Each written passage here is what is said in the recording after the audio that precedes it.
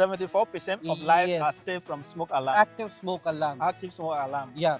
So if you don't have an active smoke alarm, previously you were having around 6 to 7 minutes to evacuate your house, but now it's around 2 minutes are there to evacuate your house, and that's very low.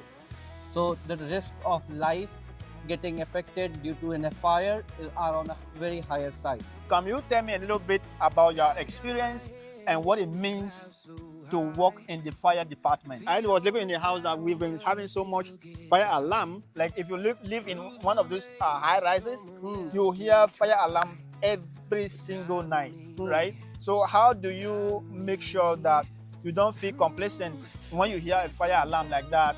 Like, See, I would always suggest, if you see a fire alarm, take due precautions, because those are not the things which run randomly. They have the home safe visits. They have the fireman goes for an visit to the homes, the houses, and they verify whether the smoke alarms are working or not. The inspections are being done, and if they are not working, they replace the battery operated fire alarms. So we always suggest to check the smoke alarms being installed in your house. Check it every month.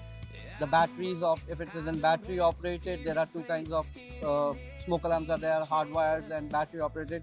So basically battery operated battery operated smoke alarms needs to be checked every month. Every both the smoke alarms need to be checked every month. So battery operated is, you need to change the batteries every 6 months.